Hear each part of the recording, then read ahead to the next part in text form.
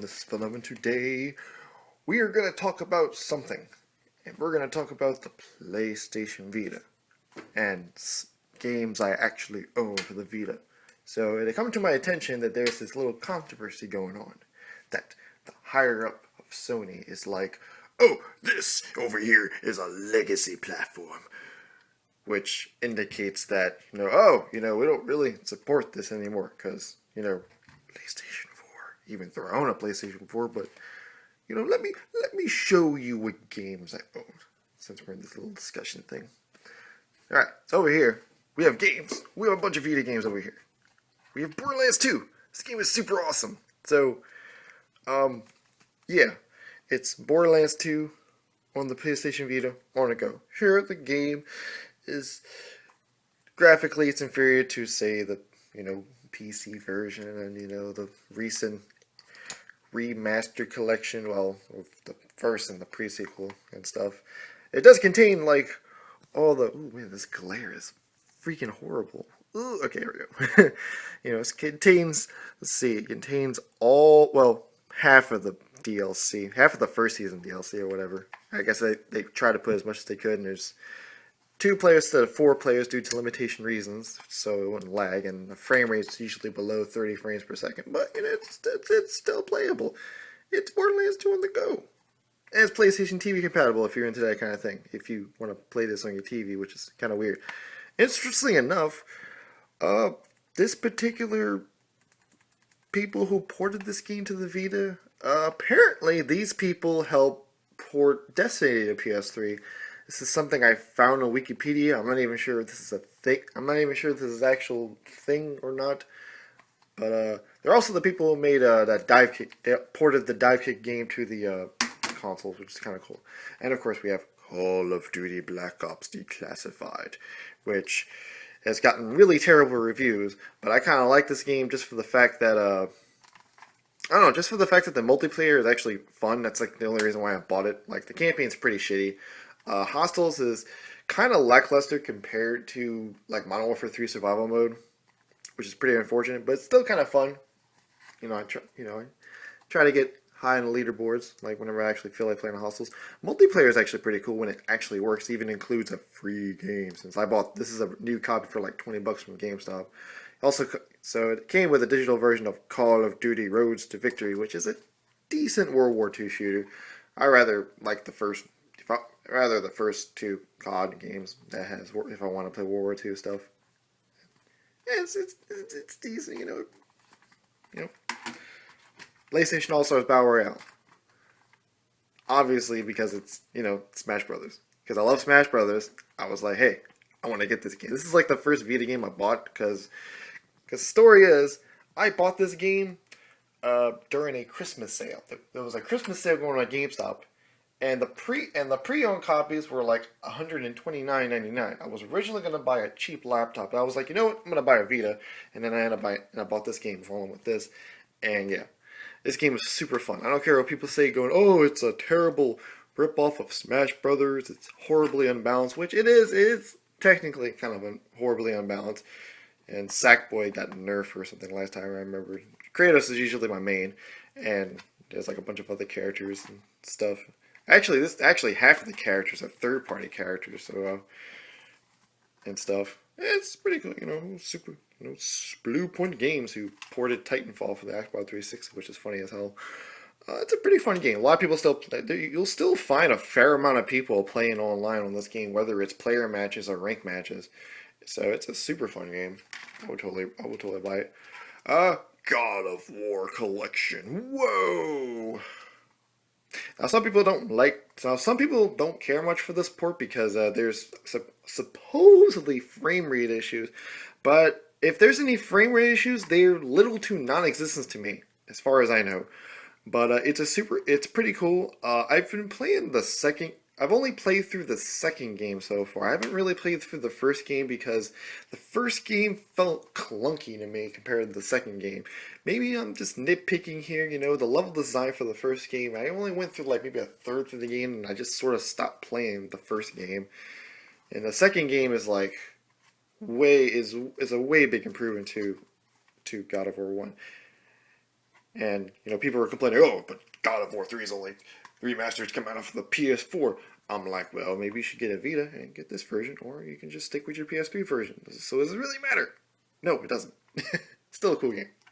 Cool collection. Ultimate Marvel vs. Capcom 3. Now, I've recently bought this a few months back, and there was like one copy left at GameStop. It was like, I think it was like 15, 20 bucks or whatever. And it's basically Ultimate Marvel vs. Capcom 3 in the palm of your hands. Now, I'm not a big fighting fan type of dude. I'm not too big into fighting games. I'm more of a Smash Brothers kind of guy. But this is a fun game to play, and I love Marvel vs. Capcom, especially the old Marvel vs. Capcom games. Those games are fun as hell, and play exciting online matches anytime, anywhere. Huge roster featuring 50 playable characters and such, and replays and touchscreen controls. Touchscreen controls are actually pretty horrible. You might as well just play with the D-pad and the buttons and stuff, and whatnot. The only bad thing about this game is no longer available digitally, and as a result, I can't access to the 2 DLC characters, which sucks. So I can't play as Jill Valentine and as what's his name that I usually play a lot anyway on Marvel superheroes, that squid dude. Ugh. I'll have to put an annotation because I can't remember. It's a cool game. And probably the main reason why I bought a Vita. Final Fantasy X-10-2 HD Remastered, which begs the question, why didn't they do the same thing with the Kingdom Hearts games and put them on the Vita? Because Square Enix, they're lazy as shit. Final Fantasy X-10-2. I like both games. I even like 10-2. Sure, it's a weird, quirky game with an all-woman cast, and it's got weird, quirky music that's very girly-ish, but it's still alright. It's even got there's no cross-platform play. I think it meant cross-save is the better word for it, since you can transfer your saves. You can even transfer your saves to the recent PS4 version, which, since for whatever reason they released the PS4 version, which begs the question, why can't they do the same thing with Kingdom Hearts 1.5 and 2.5? It's madness, I tell you. Alright, here's for a really obscure game I bought. Touch My Katamari. This is the first Katamari game I've ever played, because I never played a Katamari game. I remember hearing good things. I have a friend that loves the first 2 Katamari games that came out on the PS2, and he showed me stuff, and I wasn't really into it. And then when I heard there was a Vita version when I first bought my Vita, $15 a game, so I was like, shit, why not? Let's get the game. It's a really short game, It's you roll over stuff and whatnot, and they got the weird king character who's really weird. Got some really cool touchscreen options. Playing this game with the touchscreen is actually pretty cool. This is the only game I know that actually uses touchscreen controls properly and stuff, and yeah. And even through the touchscreen's technically a gimmick-ish, yeah. And of course, last but not least, Uncharted Golden Abyss. It's a pretty cool game. This is probably one of the prettiest PlayStation Vita games. This is a game that shows what the Vita can do, even though technically the Vita is not really as powerful as the PS3 or the Xbox 360 as they tend to believe. This thing is actually underpowered, believe it or not. But I digress. This is still a pretty cool game, and this is actually my first Uncharted game since I don't have a PS3. I never played an Uncharted game before, so yay! It's a pretty cool game, save for the stupid motion sensing gimmicks. Yeah, there's these stupid parts where it's like, oh, you gotta hold your Vita still so your character won't fall down, and that's pretty much the majority of times I died a lot when I first played through on normal difficulty and stuff. Yeah, but wait, there's more. Now here is my interface. See, I'm using the PlayStation 20th anniversary theme, which is pretty cool. So, sorry for the camera thing. So we have Gradius Collection on my Vita. Now, what's really interesting is this game is not even available on the Vita, on the PSN Vita, because it's only on the PSP store. So There was a day, I don't remember what day it was. It was either January or December or whatever, or something of the sort.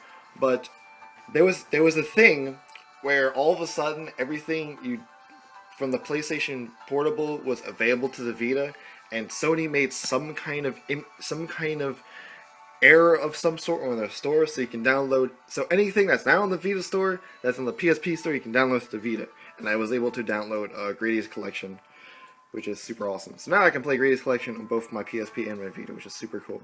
And yeah, you can actually watch PlayStation 4 live streams, which I tend to do when I am on the toilet. Yes, I said that. YouTube app. It's YouTube app. RIP. This thing doesn't work anymore, but I still have it. I don't feel like deleting it. Street Fighter Cross Tekken. Got it for free. Free is cool. I got like one friend that actually plays the game. That's his like skill rank or whatever. This guy, that's all this guy plays is this game on the Vita. But it's cross-play with the PS3, so you can play against PS3 owners, which is pretty cool. It's one of the few fighting games, which I'm neglecting to mention PlayStation All-Stars on the PlayStation Vita can cross-play with PS3 owners. So I came across a lot of guest players. Let's see, Dante's Inferno. Actually, that's a pretty good PSP game. I bought it for like really cheap, for like $3. Great for cheap games. Titan Souls. If you see my boss video, I love this game. This game is so cool. I even downloaded it on my Vita since it's cross-buy. It's a super cool game. Although the Vita version, it's a little bit slower. It takes longer for you to respawn in the Vita version, which is weird. Got a collection there. PlayStation Now. I have Rockman 2. This is the Japanese version of Mega Man 2. Bought it on a sale just for the hell of it, and it's Mega Man 2. Even though technically I could have bought this cheaper on the 3DS, and I already have the game on Mega Man Anniversary Collection for the GameCube, which I still own and still play. But it's the Japanese version, so why not? And whoa, Dave! It's some weird, quirky platform that's like Mario Brothers and Super Mario Bros. 2 combined, and some weird stuff, aliens and shit. It's actually pretty fun, and it's even had an update recently where there's like more levels and there's like a boss wave, which is kind of cool. And last but not least, we have Star Wars Battlefront 2, which I bought for like $10 because it's Star Wars Battlefront 2. It doesn't have online multiplayer, but that doesn't really matter. I can just play Star Wars Battlefront 2 on the go. It's virtually identical to the old consoles and like the PS2 and Xbox and maybe not PC, but I mean it does show how much they were trying to like do stuff on it and stuff. So yeah, that's it. That's my PlayStation Vita. Ooh, I got other games on another memory card, but I don't feel like pulling it out. But I do have Mega Man X5 on my other memory card and other games, but yeah, stuff. There you go. That's my PlayStation Vita.